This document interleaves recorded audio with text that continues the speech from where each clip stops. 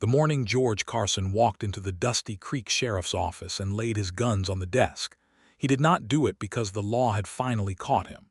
He did it because Violet Turner had looked at him across the breakfast table with those storm-gray eyes full of something he had never seen directed at him before, something raw and trembling and honest, and she had said 7 words that dismantled every wall he had spent 32 years building. "I need someone to stay. Please stay." Not a command, not a bargain, a confession. The kind that only the truly desperate and truly brave can make when they have nothing left to lose by telling the truth. He had stared at her for a long moment, at the flour still dusted on her left cheekbone, at the way her hands gripped the edge of the pine table so hard her knuckles had gone white, at the dark circles beneath her eyes that spoke of weeks of sleeplessness and fear. And something inside George Carson, something iron and solitary and certain that men like him did not deserve soft things, cracked straight down the middle. He had stood up from that table without a word. He had pulled on his coat. He had walked out of her farmhouse and down the packed dirt road into the center of Dusty Creek, and he had surrendered himself to the law. Because a man who carries a bounty on his head and a dark past trailing behind him like a shadow cannot stay with a woman like Violet Turner, not without first making himself into something worthy of staying. But we are getting ahead of ourselves, because the story of George Carson and Violet Turner did not begin that morning. It began 6 weeks earlier, on a night when the Kansas plains were swallowing a thunderstorm, and a woman alone on a broken-down buckboard was about to learn that the most dangerous man in 3 counties could also be the most unexpected kind of salvation. The year was 1882. The place was Hays County, Kansas, deep in the country where the Smoky Hill River cut through the grasslands and small towns grew up around cattle roots and railroad spurs like weeds through cracked earth. It was a time when the law was a suggestion in some places and a threat in others, when men carried their histories in the calluses of their hands and women carried theirs in the set of their jaws. It was the kind of country that made people hard if they were not careful, and Violet Turner, at 28 years old, had been trying very hard not to let it make her hard. She had come to Kansas from Missouri 4 years earlier with her husband, Daniel Turner, who had believed that land and cattle could make a man wealthy if he worked hard enough. Daniel had worked very hard. He had also died very suddenly, thrown from a horse on a frost-slicked morning in November of 1881, leaving Violet with 40 acres, a small herd, a farmhouse that needed a new roof, and debts that were beginning to feel like a second skin she could not shed. The night she met George Carson, she was driving her buckboard back from Hays City, where she had gone to sell 3 of her remaining cattle and argue unsuccessfully with the bank manager, a narrow-faced man named Hollis Prout, about the terms of her late husband's loan. The storm had come up fast from the northwest, the way Kansas storms always did, with almost no warning and a great deal of intention, and one of her wagon wheels had slipped into a rut washed soft by the rain and cracked clean off the axle. Violet sat in the cab of that buckboard in the sheeting rain with her lantern guttered out, and her horse nervous and stamping, and she did what she rarely allowed herself to do. She pressed her hands over her face, and she felt the full weight of everything pressing down on her, the debt and the loneliness and the specific, grinding fear of a woman alone who has no one to call upon and too much pride to call upon them even if she did. She did not cry. She had learned early that crying in the rain was just redundant, but she sat in that dark for 2 full minutes and let herself feel it. Then she heard a horse. She dropped her hands and sat straight and reached beneath the seat for the small pistol she kept there, a .32 caliber Smith & Wesson that had belonged to Daniel. She held it in her lap beneath the folds of her skirt and waited. The rider came into view slowly through the curtain of rain, a big man on a dark horse, moving at an easy walk despite the weather. He pulled up about 20 feet from her wagon and held very still. "You need help or you need me to ride on," he called out. His voice was deep and unhurried, the kind of voice that had learned not to shout. Violet assessed the situation quickly. She was a mile and a half from home, The wheel was broken. The rain was not stopping. And this man had given her a choice which was not what predators did. "Wheel's cracked," she called back. "I cannot fix it in this rain." "I can see that." A pause. "I've got rope. I can hitch your horse to mine and walk the whole thing slow to wherever you're headed. Or I can ride for help if there's somewhere closer than the horizon. My farm is 1.5 miles east," she said, "and I would appreciate not being stranded here until morning." He nodded and dismounted.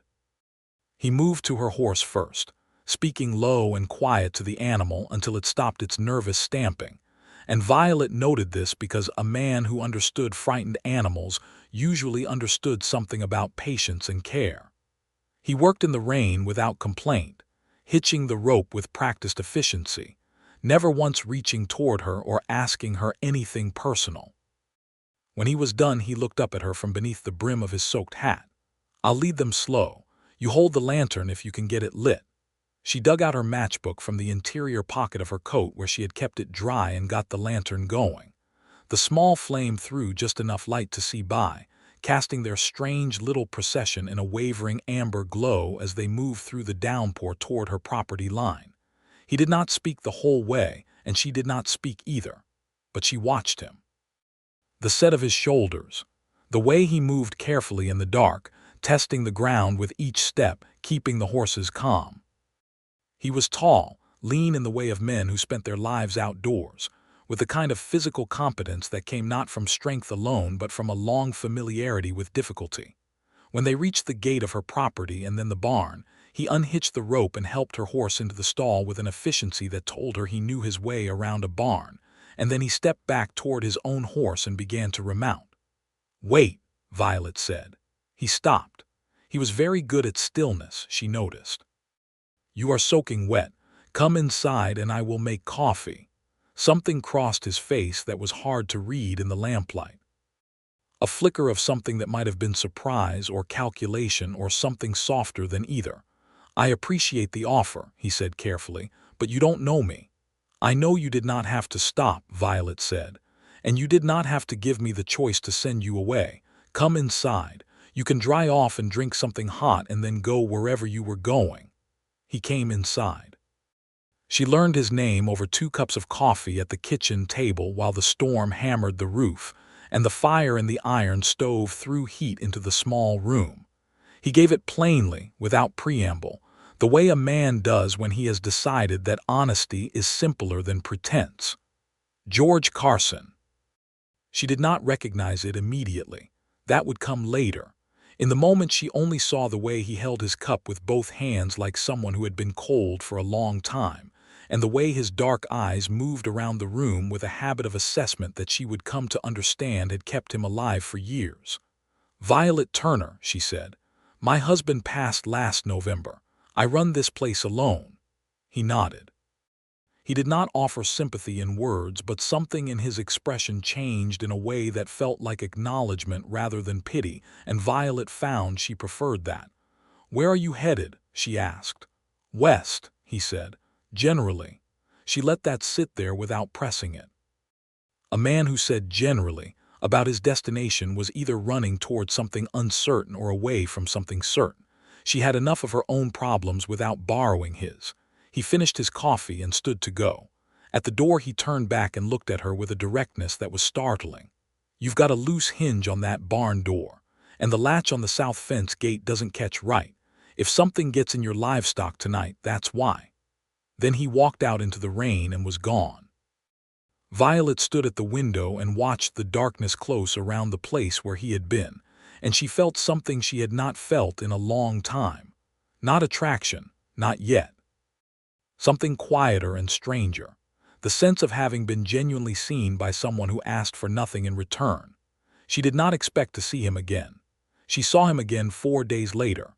She was in Dusty Creek, the nearest town, which lay 3 miles from her property and served the surrounding ranches and farms as a post office, a general store, a saloon, a church, and a source of the particular kind of gossip that sustained small communities through hard seasons. She was at the general store, arguing with the proprietor, A round-faced man named Abe Stover, about the price of flour, when the door opened and George Carson walked in. He stopped when he saw her. She stopped when she saw him. The moment lasted perhaps 2 seconds but felt considerably longer. "Mrs. Turner," he said, with a small nod. "Mr. Carson," she said. Then she noticed that Abe Stover had gone very still behind his counter, and that the 2 other men who had been browsing the store had both turned to look at George with expressions that were not friendly.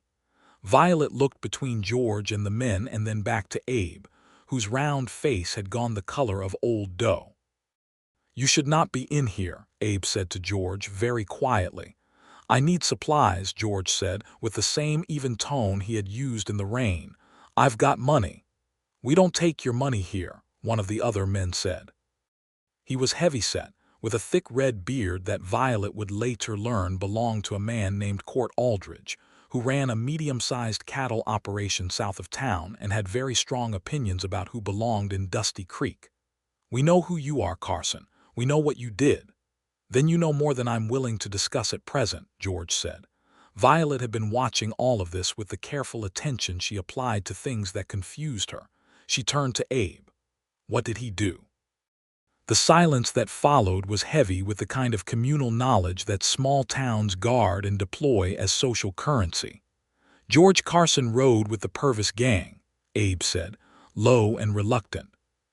"3 years back, bank job in Salina, man got shot." Violet looked at George. He was looking at the floor, not from shame exactly, but with the expression of a man who has had to hear a true thing said about him many times and has not yet found a way to make peace with it. "Did you shoot the man?" Violet asked. George looked up. The directness of the question seemed to catch him off guard. "No," he said, "but I was there, and that's close enough to the same thing depending on who you ask." Violet considered this. She had been raised by a father who believed in the specific shape of guilt, that it was not one size and not permanent, and that the question of what a person did next mattered as much as what they had done before. "I was here first," she said to Court Aldridge, "and I am still finishing my business. When I am done, he can conduct his." Court Aldridge stared at her. "You know this man. He helped me when my wheel broke in the storm 4 days ago," Violet said. "He did not have to, and he did not ask for anything, so I am not inclined to chase him out of a store." Court Aldridge said something unpleasant and left, pulling the other man with him. Abe Stover looked between them with the expression of a man who had just witnessed something he would be talking about for several weeks. George Carson was quiet for a moment. "You didn't have to do that," he said.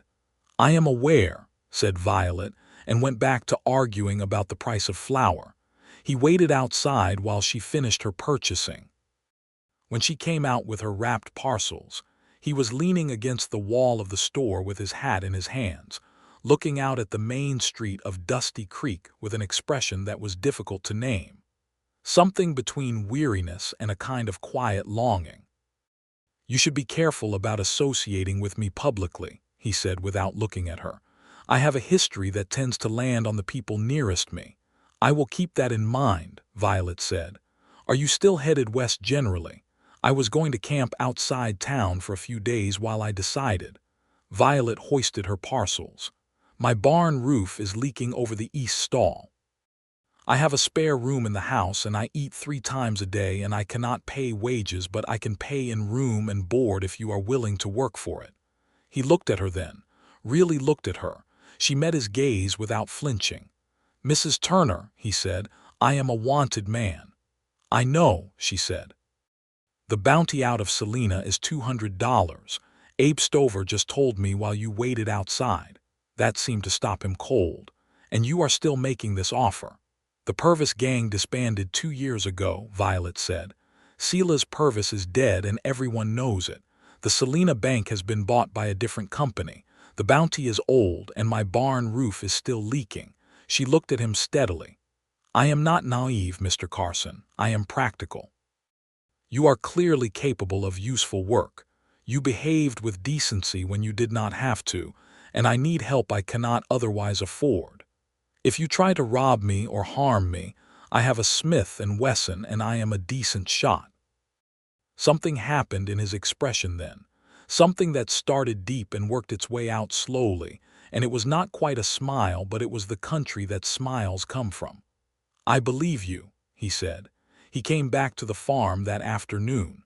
The first 2 weeks were defined entirely by work and careful distance. George Carson threw himself into the labor of the place, with a focus that Violet recognized as the particular energy of someone who has been rootless for too long and is relieved to have something specific to do.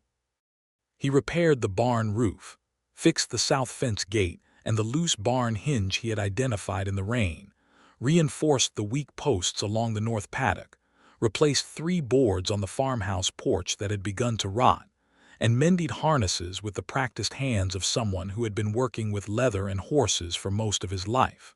He was up before dawn and working past dusk. He ate what she put in front of him with sincere gratitude and said very little at the table, except when she asked him something directly, at which point he answered with a brevity that was not unfriendly but was clearly habitual. He slept in the spare room with the door closed and emerged each morning looking like a man who had not slept particularly well, which was the only thing about him that suggested interior turbulence. Violet watched all of this and said nothing. She was not by nature a woman who pushed. She had learned that people revealed themselves in their own time, and that the information a person volunteered was often more telling than anything you could drag out of them. What she noticed was this: George Carson was gentle with the animals in a way that was not performative. He spoke to the horses by name after 2 days, having learned the names from her, and she had heard him on more than one occasion having what appeared to be quiet, one-sided conversations with the old bay gelding, named Buster, who was arthritic and slow, and who George seemed to have identified as a kindred spirit. He did not avoid her gaze, but he was careful not to hold it too long. When she laughed at something, which she did when she was in the farmyard and not thinking about money, she caught him watching her with an expression so unguarded it seemed to surprise even him.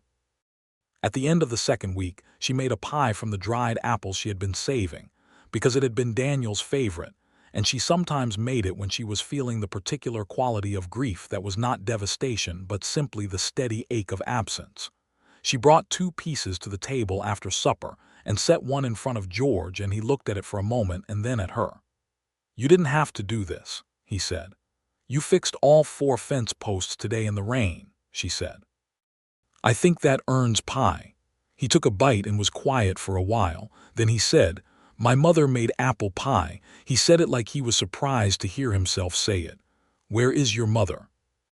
Violet asked. "She died when I was 16, he said. "In Abilene, she was a laundress, worked herself to death, which is a thing that happens to women in this country who don't have anyone to protect them from it." Violet absorbed this. "And your father?" "Gone before I was old enough to have a clear memory of him." He said it without particular bitterness, the way a person describes old weather. "I worked cattle drives for a few years after she died. Then I fell in with the wrong company because the wrong company was the only company available, which is also a thing that happens. And the bank in Salina. And the bank in Salina." He put down his fork. "I want you to know that I did not know that Silas was going to tell Hector to fire his gun. I thought we were going in for the money and coming out. The man who was shot was a teller named Andrew Farris. He lived. But I spent 3 years knowing I was in that room when it happened, and that is not a weight that gets lighter." Violet was quiet for a moment. "Did you leave the gang after that?" "Within the week," he said. "Which was not soon enough, but it was as soon as I could manage without getting shot by Silas for it." She nodded slowly. "You have been moving ever since." "Running," he said, with a precision that cost him something. "That's the more accurate word." She looked at him across the table in the lamplight, this careful, weary, unexpectedly honest man who fixed fence posts in the rain and talked to arthritic horses, and she felt something shift beneath her ribs. Not a dramatic shift, something quiet and tectonic. "Well," she said, "you are not running at the moment." He looked at her for a long time. "No," he said softly, "I suppose I'm not." The 3rd week brought trouble, and it came in the form of Court Aldridge. He rode up to the farm on a Tuesday afternoon with two men Violet did not recognize, and he dismounted in the yard with the ease of someone who considered himself at home anywhere he chose to plant his boots. George was in the barn and did not come out immediately. Violet met them on the porch. "Mrs. Turner," Aldridge said, with the sort of courtesy that is a tool rather than a feeling, "I heard you've taken on a hired hand." "I have," Violet said.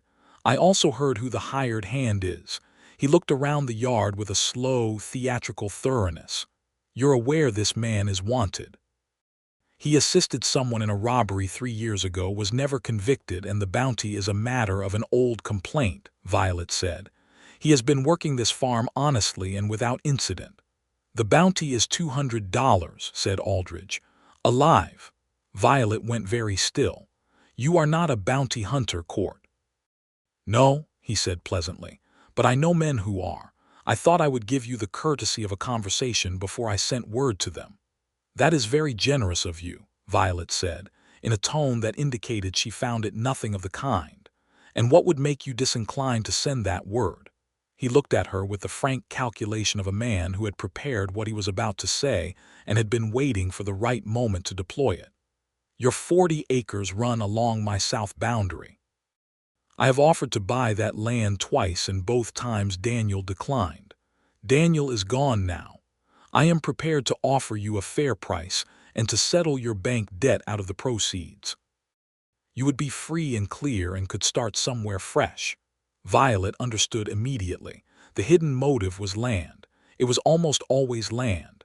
"And if I decline again, then I cannot guarantee that an anonymous letter does not find its way to the right marshal's office," Aldridge said. "And then your hired man has much bigger problems than a leaky barn roof." The sound of boots on the barn floorboards. George appeared in the barn doorway, and Violet could tell by the expression on his face that he had heard at least the last portion of the conversation. He stood with his arms at his sides, very still, looking at Aldridge with eyes that held the specific quality of a man who has been threatened before and is deciding how seriously to take this particular version of it. "Mr. Carson," Aldridge said, with a smile that went nowhere near his eyes, "you've heard my proposition to the widow, I assume." "I've heard enough," George said quietly. "Then you know the most sensible thing would be for you to move on. Remove yourself from the equation. Make this simpler for everyone. Leave," Violet said to Aldridge. Her voice was perfectly level, which was more frightening than anger would have been. "Get off my property." Aldridge gave her a long look, and then remounted with the unhurried confidence of a man who believed he held all the cards. "Think it over, Mrs. Turner. The offer stands for 1 week." He rode out with his men, and the yard was quiet, and the sound of the horses faded into the afternoon. Violet turned to find George standing 10 feet away, watching her with an expression she could not entirely decode, but that was layered with something that looked like guilt and something that looked like resolution. "I should leave," he said. "Don't," she said. It came out faster than she intended. He looked at her. There it was again, that unguarded quality, that way he had of looking at her as if she were something he was trying to understand and was startled to find so compelling. Violet. It was the first time he had used her given name. They both noticed it. He will make good on that threat. A man like Aldridge does not bluff. "A man like Aldridge is also not going to win this particular fight," she said. "I am not selling my land. And I am not letting him run off the only decent person who has been in this yard in 6 months. The word decent seemed to land somewhere in him that was not armored. "You don't know enough about me to say decent," he said. "I know what I have observed," Violet said. "And I am a good observer." He was quiet. A jay was making noise in the big cottonwood near the fence. Somewhere Buster the bay gelding was moving slowly in the paddock. "What is your plan?" he said finally. "I am going to pay Holly's Prude at the bank in full by the end of the month," she said. "If the debt is settled, Aldridge loses his leverage. The land is mine outright, and he has nothing to hold over anyone." "The end of the month is 3 weeks away," George said. "And you said yourself that the cattle sale did not cover the full amount." "I am going to have a very good week at the market in Hayes City." Violet said, with a certainty she was not entirely sure she felt. I have 6 head of cattle left that are good quality, and if I can get the right buyer I can come close. And I have some pieced quilts that Louisa Ames at the dry goods in Hayes City has agreed to sell on commission. George looked at her for a long moment. How much short are you? $40, she said, give or take. He reached into the inner pocket of his coat and produced a leather fold and held it out to her. She stared at it. Absolutely not. Violet. George. She said his name back to him deliberately and watched something happen in his expression. I am not taking your money. It is honest money, he said. I have been working cattle and doing odd jobs for 3 years. I have not stolen anything since Selena. He held the fold steady. Let me give you this. That is 3 years of your savings, she said. It is $43, he said, and I do not have anything to spend it on. She looked at the fold, then at him. The afternoon light was falling long and golden across the yard, and it caught the planes of his face and made him look, for just a moment, like someone who had found a reason to stop moving. I will pay you back, she said. You do not have to. I will pay you back, she said again, with the emphasis that meant she was not discussing it further. He put the fold in her hand. Their fingers touched for the first time, briefly, and neither of them remarked on it. But the quality of the air between them was subtly and permanently altered. Over the next 3 weeks, something grew in the farmhouse that could not be named easily, the way certain things resist naming because naming them might change them. They fell into a rhythm that felt both natural and charged, the way 2 people fall into rhythm when they have been alone too long, and the warmth of another person has started to feel like something they cannot imagine doing without. George cooked breakfast sometimes, which surprised Violet entirely. He made coffee strong enough to stand a spoon in and scrambled eggs with a practiced hand, and did not make any comment about it the way men sometimes did, as if domesticity were a sacrifice requiring acknowledgement. He just made the food and put it on the table and sat down across from her, and they talked about the day's work. In the evenings, she sewed at the table while he read from the small stack of books she kept on the shelf near the fireplace, a habit that had taken her slightly by surprise. He read slowly and carefully, with the look of someone who had taught himself, and had never taken the access to books for granted. He sometimes stopped and asked her a question about a word or a passage, and she would answer, and they would sometimes fall into a longer conversation about the subject that ran later than either of them had intended. He read a description of the mountains in a John Muir account she had and looked up at her with something in his eyes that she had begun to recognize as a specific kind of longing. Have you ever been west of Kansas? She asked. I have not, he said. I've wanted to. I think a person could breathe differently in mountains. You could still go, she said, when everything is settled here. He looked back at the book without answering, and the way he did not answer said something that words would have been clumsy about. She went to Hayes City on a Thursday with all 6 of her remaining cattle, and George drove the wagon and haggled in a way that she had not expected, and that was clearly the product of years of dealing in informal economies. Because when he was done, the buyer had paid $11 more than the asking price, and George looked entirely calm about it. Where did you learn to negotiate like that? She asked on the drive home. Cattle drives, he said. You learn quickly that every transaction is a conversation, and every conversation has a shape. You just have to find the shape before the other person does. She gave him a sideways look. You are considerably more interesting than you initially presented yourself as. Something crossed his face that she had come to understand was the near ancestor of a smile. I try to set low expectations, he said. Why? He was quiet for a moment, watching the road. Because when you expect nothing from people, they cannot take anything from you by leaving. Violet absorbed this. She thought about a 16-year-old boy losing his mother in Abilene with no one to come home to. She thought about years of cattle drives, and then the wrong company, and then 3 years of running. That is a lonely way to live, she said. Yes, he said simply, it is. They sat with that in the afternoon quiet for a while, the wagon wheels turning on the packed dirt road, the horses moving at their steady pace. Then she said, not looking at him, "You do not have to keep setting low expectations, not here." He turned to look at her. She kept her gaze on the road ahead, but she felt his attention as a physical thing, warm and careful, and she did not move away from it. He did not say anything for a very long time, and then, very quietly, "I am beginning to understand that." Violet paid Holly's Prout at the Hayes City Bank in full on a Friday morning, with the cattle money and the $43 from George and $30 from the commissions on her quilts, which had sold faster than Louisa Ames had expected. She laid the full amount on Prout's desk and watched him count it and write the receipt and stamp it with the finality of something that had held her underwater for months. And when she walked out of the bank into the bright morning street, she stopped on the boardwalk and breathed. George was waiting with the wagon. He saw her face and he knew. "Done," she said. "Done," he agreed. She climbed up into the wagon and sat beside him, and they drove home.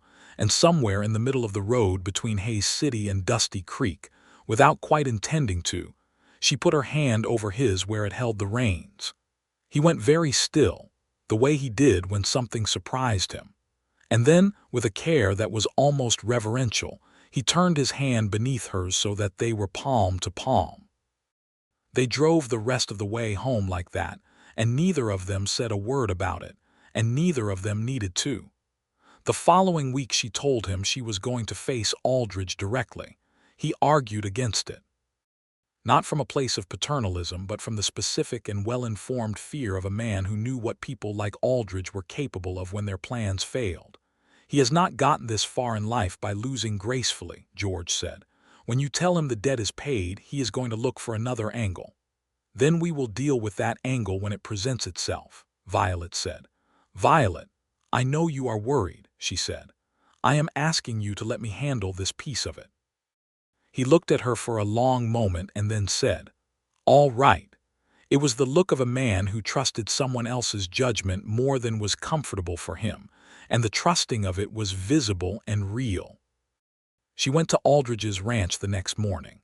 She went alone, which was a calculated decision, because she knew that arriving with George would give Aldridge a target and a narrative, and what she wanted was to remove his targets and his narrative simultaneously.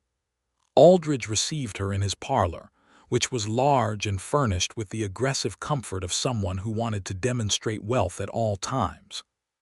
He did not stand when she entered, which told her everything she needed to know about how the morning would go.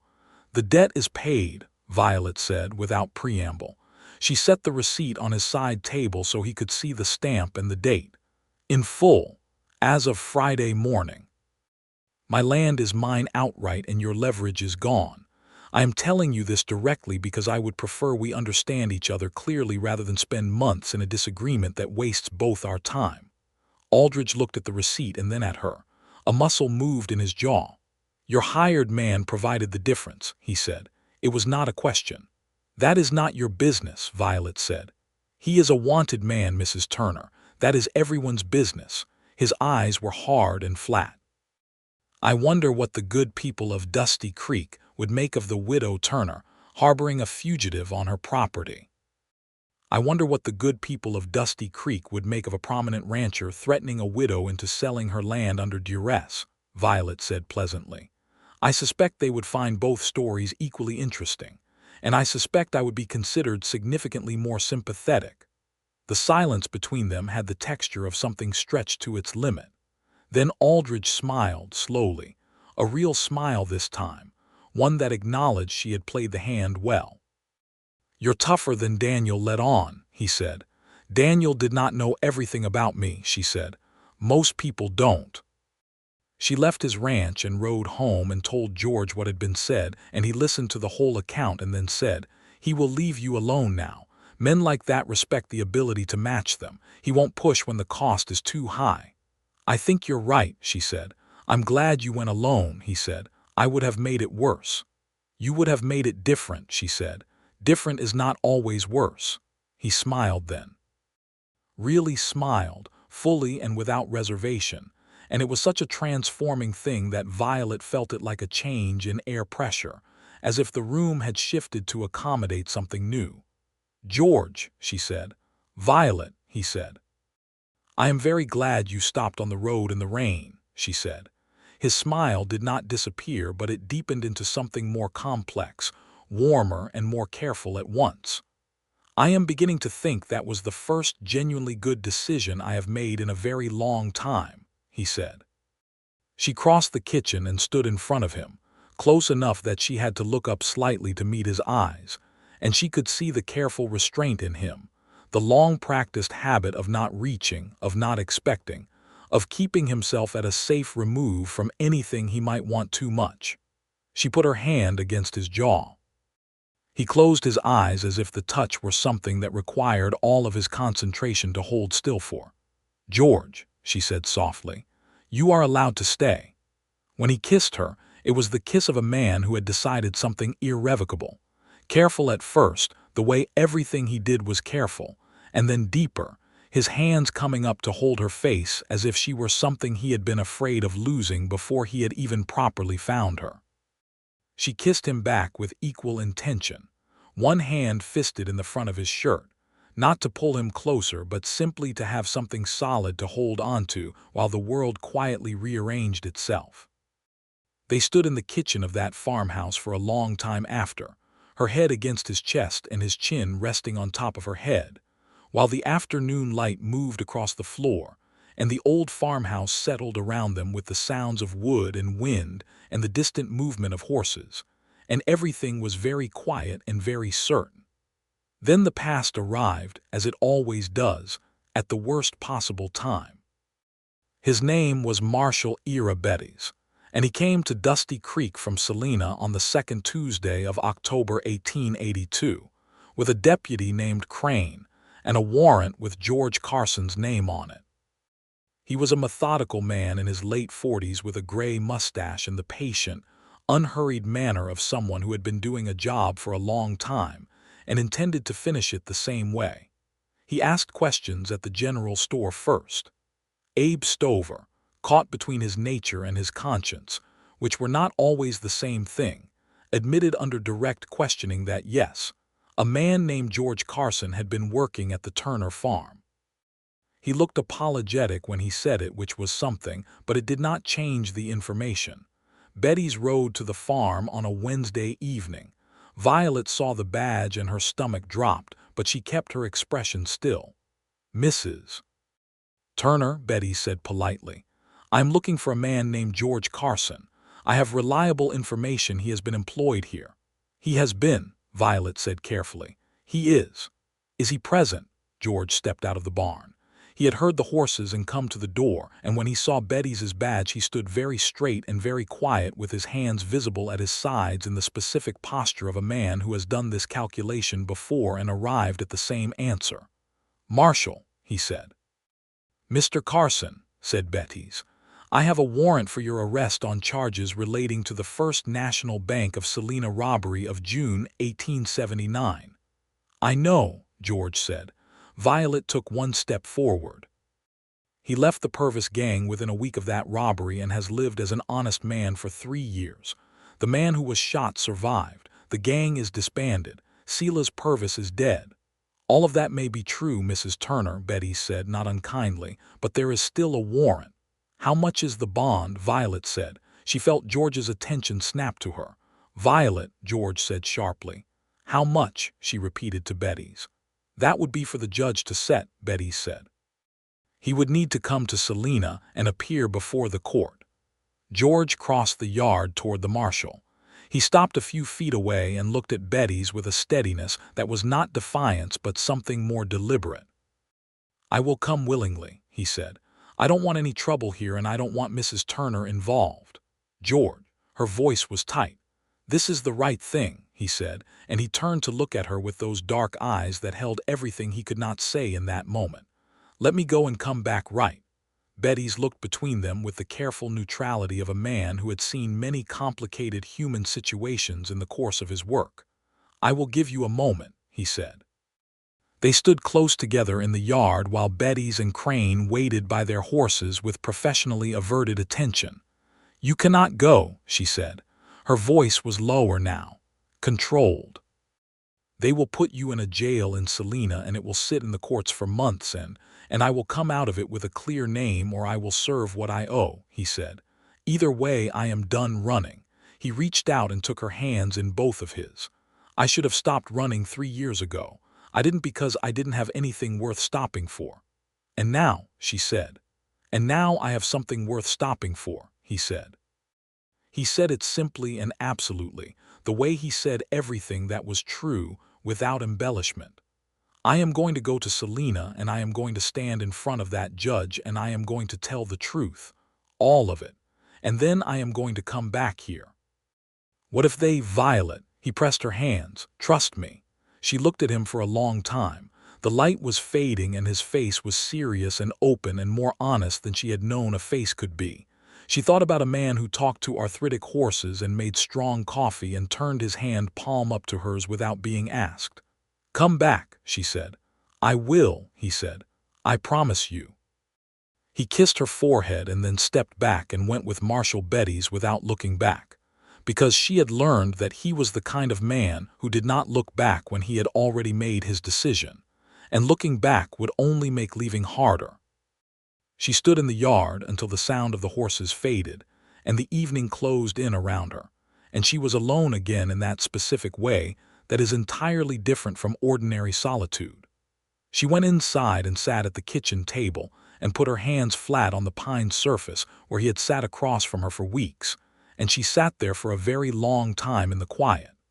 The weeks that followed were the hardest of all, and she had already experienced a year of difficult weeks. She worked the farm alone. She attended church in Dusty Creek and endured the complicated social attention of a small community that knew too much and understood too little. She received one letter from George, written in the careful hand of someone who had taught himself to write and was consequently very precise about it. It arrived 12 days after he left, and she read it at the kitchen table the same night it came.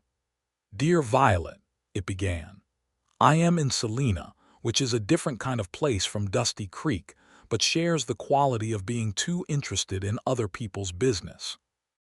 I have spoken to a lawyer, a man named Feld who came recommended by Marshal Betty's himself, which I found surprising. Betty's is a more complicated man than I initially assessed, and I think he took me in not because he is rigid, but because he wanted to give me the chance to resolve this properly. The court date is set for November the 3rd. I think about the farm every day. I think about Buster, and whether you remembered he does not like the south gate being left open because he gets into the garden and then feels guilty about it in a way that is genuinely visible on his face. I think about you considerably more than I think about the horse in case that was unclear. Do not sell the land. I will come back, George." She read the letter 3 times and folded it carefully and kept it in the pocket of her apron for 2 weeks. She wrote back the same night. "Dear George," she wrote, "Buster has been in the garden twice. He does look guilty. The barn roof is holding. The farm is quiet in a way I am not fond of.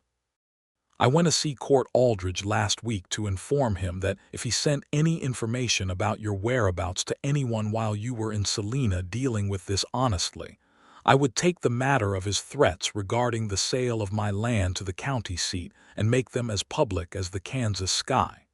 He was not pleased. He is also not going to do anything. I am working on a new quilt that is taking longer than it should because I keep stopping to read your letter. Come back soon. Violet." November the 3rd was a Tuesday. She did not know the outcome until November the 9th when a second letter arrived. She tore it open at the gate before she had even gotten back to the house. "The judge's name is Harlan Wicks," George wrote. "He is 70 years old and has the expression of a man who has heard every possible story and believes approximately 40% of them. I told him everything. Andrew Farris came to the court and testified on my behalf, which I had not expected. He said he could identify the man who shot him and it was not me, and that I had in fact positioned myself between the shooter and a second teller at some cost to my own exposure. I did not know he had noticed this. Wicks sentenced me to time already served, which was the 12 days in the Salina jail before Feld's negotiations, and a fine of $20, and the condition that I remain in good standing in whatever county I settle in for a period of 3 years. The bounty is cleared. I am free. I am coming home, George." She read it twice and then laughed, which was the only adequate response, a full and unself-conscious laugh standing at her own gate in the November wind, with the letter in her hands and the wide gray Kansas sky overhead, and it was a sound she had not heard herself make in a very long time. She was in the yard when he came up the road on the 9th of November, still riding the dark horse she had first seen in the rain. He dismounted at the gate, and she was already there, and the reunion was not graceful or restrained. She walked directly into him, and he closed his arms around her, and she pressed her face against his neck, and they stood like that in the cold air while the horse stood patiently beside them and the bare cottonwood rattled its branches. "You came back," she said, against his coat. "I told you I would," he said. "You did," she said. "You are someone who keeps his word." "I am trying to be," he said. "It is becoming easier with practice." She pulled back enough to look at his face. He looked the same, and he looked different, lighter, the specific weight of someone who has been carrying something for years and has finally set it down. "Was it very bad?" she said. "Parts of it," he said. Standing up in that court and saying all of it out loud to strangers, that was not easy. He looked at her. But it was the right thing. "I think that matters more than whether it is easy." "Andrew Farris," she said. "I was surprised when I read that." "So was I," George said. "He told me afterward in the hallway outside the court that he had never blamed me specifically. That he had watched what happened very carefully and had known there were different kinds of men in that room, and I was not the worst kind." His jaw tightened slightly. "I don't know that I deserved that generosity." "Maybe you did not earn it," Violet said. "But maybe he gave it because that is who he is. And you can do something with it now." He nodded slowly. Then he smiled. And there it was, that full transforming smile outside in the November daylight, and it was even better than she had remembered. "Buster been in the garden," he said. "3 more times," she said. "He has no shame." He laughed, and she took his hand, and they walked together up to the farmhouse and inside into the warmth. The winter of 1882 settled over the Kansas plains like a held breath, gray and cold and very quiet. And inside the farmhouse on Violet Turner's 40 acres, a different kind of warmth had taken permanent residence. George fixed the last of the major repairs the farm had needed and turned his attention to the longer-term improvements that would make the property more productive. A new chicken coop, better drainage on the north field, the beginnings of a proper winter garden against the south wall. He worked with the cheerful purposefulness of a man who had discovered that having something to build for changed the nature of the building. They talked more now than they had before Selena, with the particular freedom of people who have been through something difficult together and come out the other side. Long conversations at the table in the evenings about things they had wanted and things they had done and things they believed, about the future and what it might contain. George told her more about the cattle drives, about the specific texture of sleeping under open sky, and the way the Milky Way looked from the middle of the Texas plain at 3 in the morning. She told him about Missouri and her father's farm, and the winter she had spent reading everything in the county library, because a blizzard had kept them indoors for 3 weeks, and she had emerged from it convinced that the world was larger than any one life, and she intended to see as much of it as possible. "Is that why you came to Kansas?" he said. "Partly," she said, "and partly because Daniel believed in it, and I believed in Daniel." She paused. "I loved him, you know, in a good and solid way. I want you to know that I am not someone who was unhappy in her marriage and looking for an escape. He was a good man, and I am still sad he is gone." "I know," George said. He said it without discomfort, without the need to position himself in relation to Daniel's memory. "He sounds like he was." "He was not you," she said, "but that is not a criticism of either of you." George looked at her steadily. "Is that something you are still sorting out, what you feel now versus what you had before?" "I sorted it out sometime around November the 9th, she said, the smile again. The one that rearranged everything. Is that when I came back? I believe that date has been established, Violet said, with the dry precision that made him laugh. He proposed in December on a Thursday evening after supper, with the snow coming down outside and the fire going strong inside. He did it without getting down on a knee, which was perhaps not traditional, but he did it by setting his coffee cup down very precisely and looking at her across the table with an expression of such clear and vulnerable sincerity that she thought afterward she would carry the image of it for the rest of her life. "I want to marry you," he said. "I want to stay on this farm and work this land and spend my mornings making coffee and my evenings at this table with you, and I want that to be the shape of my life. I am asking you if that is something you want too." Violet looked at him for a moment. Then she reached across and covered his hand with hers. "Yes," she said, "that is something I want very much." They were married in March of 1883, in the small white church in Dusty Creek, on a bright cold day when the first green was beginning to show in the Kansas grass, and the sky was the specific shade of blue that only appears in early spring. The minister was a young man named Reverend Cole, who was earnest and thorough and slightly nervous, which Violet found endearing. Abe Stover was there, looking as if he was personally responsible for having introduced them, though he had not been. Louisa Ames from the dry goods store in Hayes City came, because she had sold enough of Violet's quilts by this point to consider herself personally invested in Violet's happiness. Even Marshall Betty's attended, which surprised everyone including George, though when George thanked him for coming, Betty's simply said that he liked to see the cases that ended well, and that this one seemed likely to. Court Aldridge was not invited and did not appear, which was the most satisfactory outcome possible. Violet wore a dress she had made herself from blue wool she had ordered from Hayes City, the color of early morning sky, and George wore a coat that was not his everyday coat, and had his dark hair brushed flat in a way that was so clearly effortful that she loved him for it fiercely.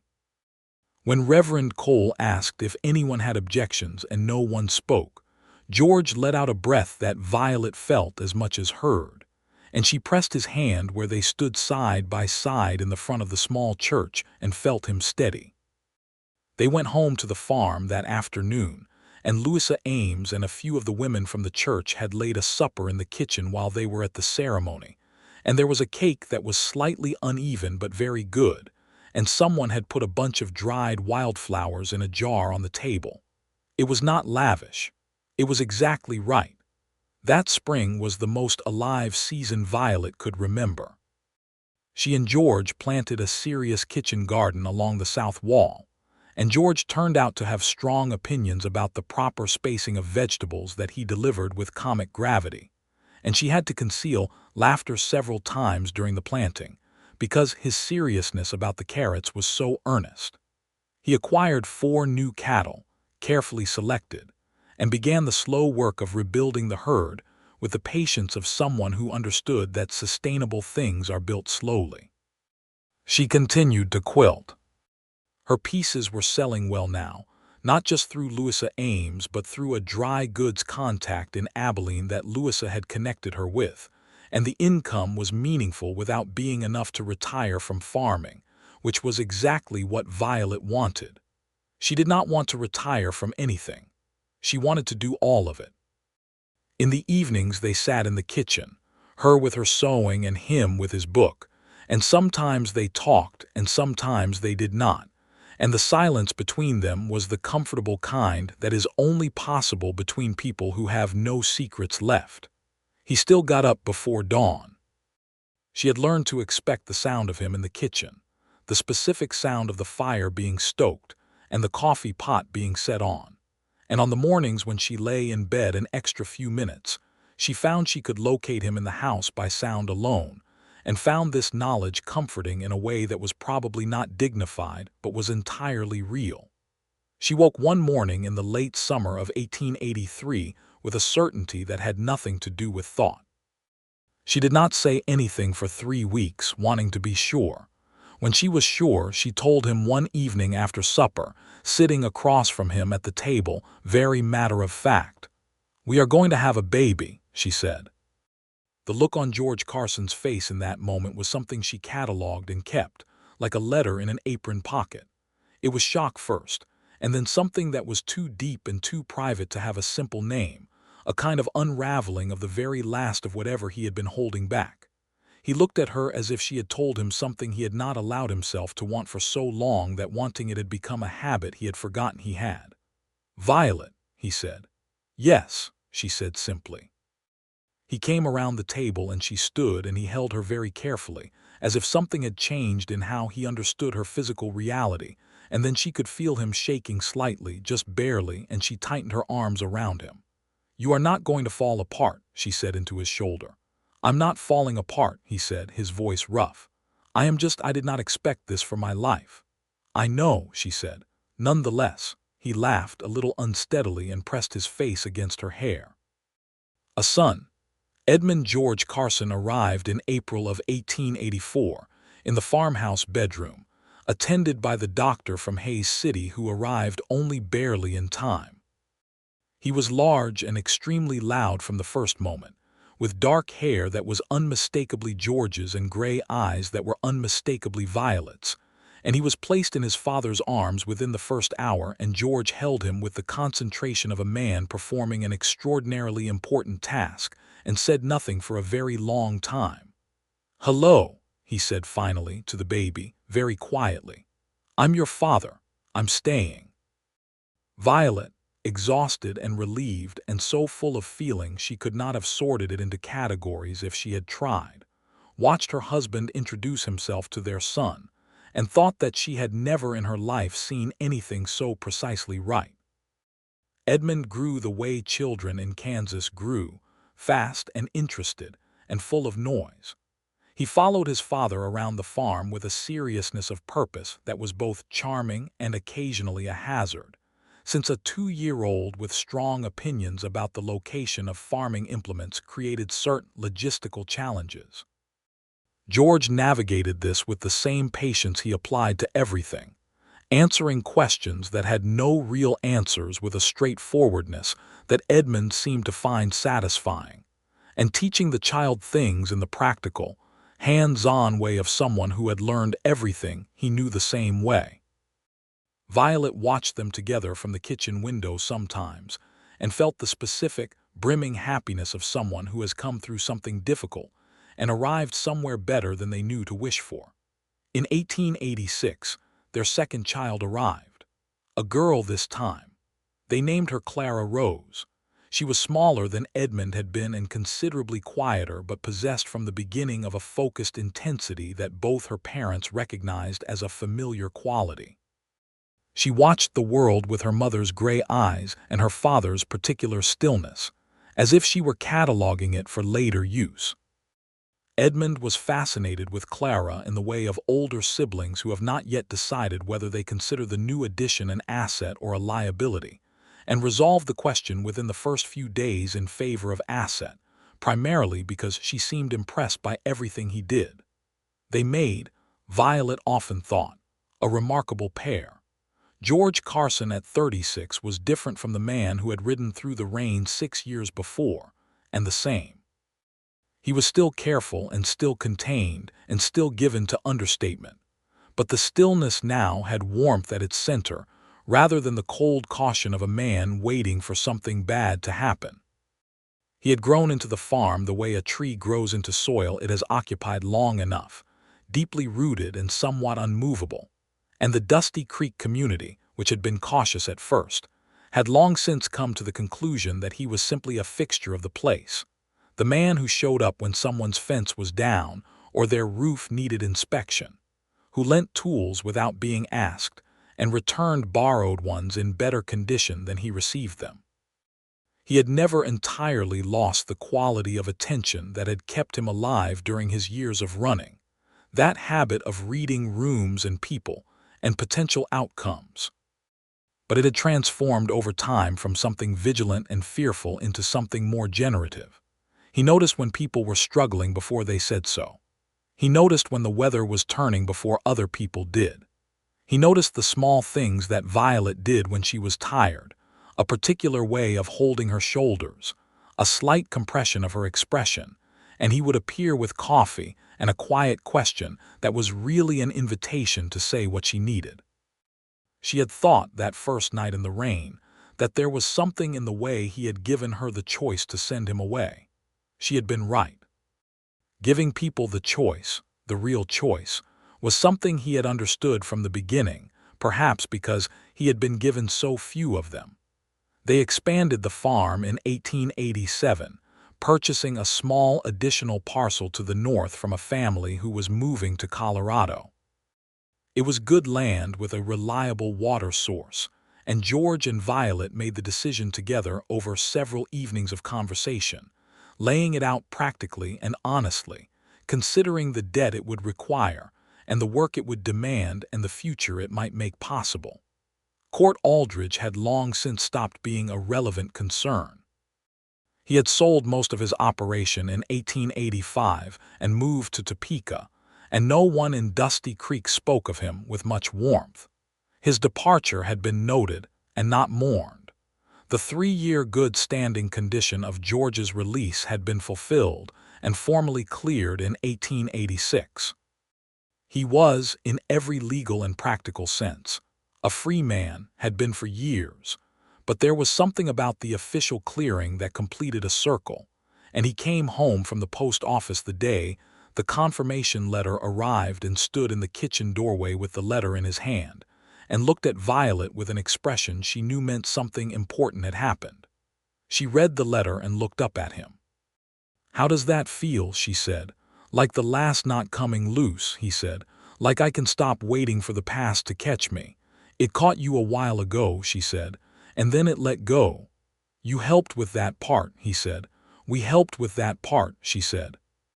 He crossed the kitchen and kissed her in the easy, familiar way of two people who have been kissing each other for years and have not become less interested in it, which was something Violet had not been entirely sure was possible, and had discovered was not only possible, but turned out to be one of the most reliable pleasures of her life.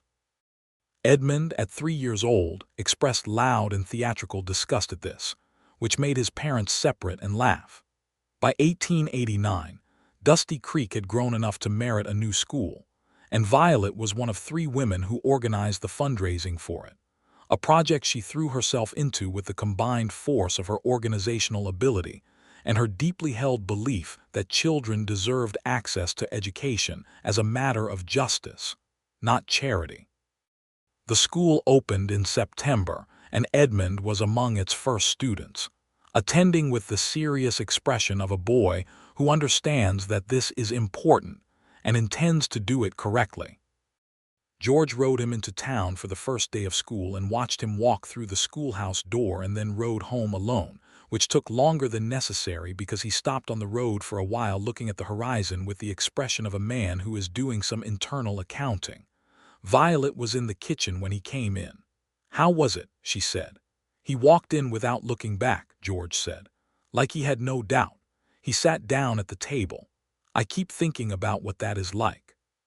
To move forward without looking back to check that the world is still there." Violet sat across from him. "He learned that from you," she said. George looked at her. "You are the most deliberate man I have ever known," she said. "You say what you mean, you do what you say, and when you decide something you move toward it completely. Edmund grew up watching that. That is not an accident." George was quiet for a moment. Then, "I was not deliberate at 30, I was just lost." "You were deliberate in the rain," she said. "You asked me if I needed help or if I needed you to ride on. You made it my choice. Edmund will make it other people's choice too, eventually." "That is not nothing, George." He reached across the table and took her hand. He did this still, even after 7 years, with a care that had not become habitual in the careless sense. He held her hand the way someone holds something they know the value of. "Violet," he said. "Yes," she said. "I am the luckiest man in Kansas." "You are the hardest working man in Kansas," she said. The luck required assistance. The smile. Still, after all this time, the smile. The following years built on each other with the satisfying weight of things made right, not free from difficulty, because no life is, but difficult in the ordinary and manageable ways that people who are working together can absorb. There were dry summers and one terrible winter in 1892 that killed two of their newer cattle and required them to take on a small bank loan that they paid down over the next 2 years. Edmund got into a fight at school in 1893, at 9 years old, defending a younger boy who was being bullied, and came home with a black eye that George treated without comment, but with some degree of visible private approval. Clara developed a fascination with drawing at 6 years old that Violet nurtured carefully, ordering her paper and pencils from the Hayes City Dry Goods, and watching her daughter fill sketchbook after sketchbook with observations of the farm and the sky and the horses that were remarkable in their specificity. Violet's quilt work had by now developed into a genuine business, small but real. She sold through 3 different stores across the region and had begun teaching a piecing class to women in Dusty Creek on Saturday mornings, which had become a social institution in the community of the particular kind that builds the tissue of a place. Women came to talk as much as to sew, and Violet had learned over the years that this was not incidental. The talking was the point. The quilts were the container for the talking. George expanded the herd slowly and carefully, working with 2 other small ranchers in the area on joint grazing arrangements that reduced individual costs and built the kind of working trust between neighbors that was the genuine currency of frontier life. He was not a man who sought prominence, but prominence of a particular quiet kind had found him anyway, the kind that accrues to someone who does what they say and helps without keeping score. In 1895 she told him she was expecting again, and this time he did not shake. He looked at her across the table with those dark eyes full of steady, certain warmth and said, "Good. Edmund and Clara need someone to order around." She laughed. "You are very calm about this." "I had practiced being terrified the first time," he said. "This time I can just be glad." A second son, James, arrived in January of 1896, in the coldest week of the coldest month, attended this time by a properly prepared doctor and also by Edmund, aged 11, who was kept outside the bedroom door but reported afterward to anyone who would listen that he had been largely responsible for keeping everyone calm. This was not accurate but was charmingly stated. James had Violet's dark hair and George's way of observing the world, quiet and thorough, and he attached himself to the horses with a passion that surpassed even what Edmund had shown as a small child. By 3 years old he could name every horse on the property and had strong feelings about their relative characters. In 1897, Edmund Carson, 13 years old, told his father with great seriousness that he intended to attend university eventually and study the law. George looked at his son for a long moment, and then nodded once, with a quality of emotion in his expression that Edmund was too young to fully parse, but that Violet, watching from the doorway, understood completely. She found him that evening on the porch in the dark, looking out at the land, and she sat beside him and did not speak immediately. "A lawyer," George said finally. "He thinks very clearly and he argues very well," she said. "You know this." "He is right about that," he said. And then, more quietly, "A boy raised on this farm is going to stand in a court and represent people." "Yes," she said. He was quiet for a while. The Kansas night was big and still around them, full of the sounds of a summer evening, the insects and the far-off cattle and the wind moving through the grass. "I stood in a court," he said, "as a defendant."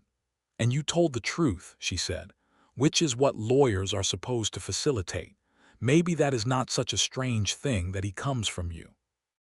George turned to look at her. In the light from the kitchen window his face was familiar and beloved and still, even now, capable of surprising her with the thing it was doing, which was looking at her as if she were still the clearest and most reasonable thing in his visible world. "How do you do that?" he said. "Do what?" "Take the tangled things and find the thread that makes sense of them." "I quilt," she said. "That is exactly what quilting is." He laughed quietly. He put his arm around her and she leaned into his shoulder, and they sat on the porch of the farmhouse that they had built into something real, looking out at their 40 acres, which was now 53 acres, which was now their children's future, and the sky above Kansas was enormous and full of stars. "George," she said. "Violet," he said. "I am very glad I said what I said," she said. He looked down at her. "Which thing?" "The morning you were going to leave," she said. "After you found out about Aldridge. I was going to let you go because I thought I should be independent about it. And then I looked at you and I thought, I am just going to say the true thing." "You said you needed someone to stay," he said. "Yes." He was quiet for a moment. "That changed everything for me," he said, in the space of about 30 seconds. "I know," she said. "I could see it. I had spent years not letting anyone need me," he said, "because needing leads to staying leads to losing. And then you just said it plainly, without asking anything from me except the truth of what I intended. And I thought, this is the most honest person I have ever met. And I could not get up from that table and leave an honest person. So you went and surrendered yourself to the law instead," she said. "It seemed like the equivalent," he said. "Both required giving up running." She tilted her head up to look at him. He looked back at her with that steady, warm, permanently committed gaze that had become the most familiar sight in her life, and had not for a single day become something she took for granted. "Any regrets?" she said. "None," he said. "Not one." "Good," she said, "because I have a list of fence repairs for next week." He laughed, full and warm, and she felt it through his whole body where she leaned against him. And the sound of it went out into the Kansas night, and was absorbed by the grass and the sky and the vast, patient, indifferent beauty of the plains that had been here before them and would be here after. And that had been, for whatever reason, the place where two very specific people had found their way to each other. They sat on the porch until the stars moved and the air cooled and the lamp in the kitchen burned low, and then they went inside to the warmth and closed the door. Clara, at 11 years old, had left a drawing on the kitchen table.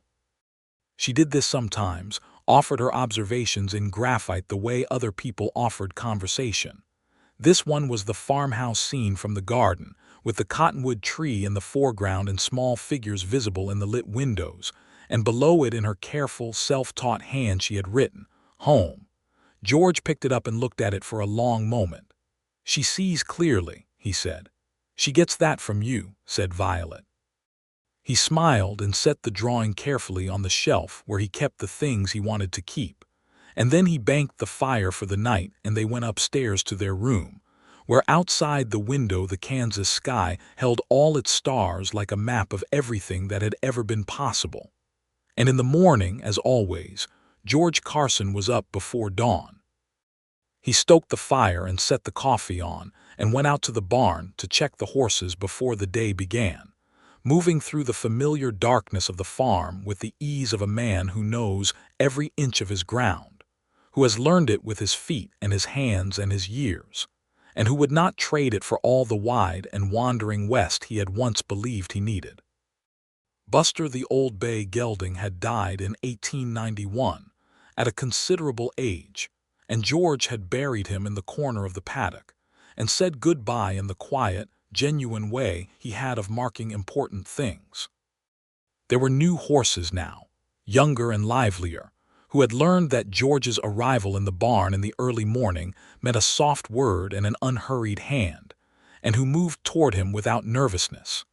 He stood in the barn doorway as the first gray light touched the eastern horizon and watched the land come out of darkness the way it did every morning, slowly and completely, as if it were making a decision. The grass was pale gold in the autumn of 1897, and the sky was going pink at its edges, and somewhere in the house his wife was waking and his children were still sleeping, and the coffee was hot on the stove. He had ridden into this country running from a past that was made of wrong choices and bad luck and the specific poverty of a boy who had no one to show him how to choose better. He had ridden through rain on a night when nothing seemed to have a direction and the only thing he knew how to do was keep moving. And a woman with storm-gray eyes had given him a choice, and then, when he was about to make the wrong one out of habit, had told him the truth. She had needed someone to stay. And he had found, to his permanent surprise, that staying was the thing he had been built for all along, and had simply not yet had the reason to do. He went back inside. The kitchen was warm. He poured 2 cups of coffee and set hers on the table and stood at the window with his and watched the sun clear the horizon and fill the whole wide Kansas morning with ordinary, extraordinary light. He heard her on the stairs, her footsteps, familiar as his own. She came into the kitchen in her robe with her dark hair down around her shoulders and the specific expression of early morning that was entirely private and entirely his, and she picked up her coffee and stood beside him at the window and looked out at the land. "Good morning," he said. "Good morning," she said. They stood together in the light of the new day in the house they had made, on the land they had kept, and everything was exactly as it should be, which is the rarest kind of thing, and they both knew it, and neither of them looked away.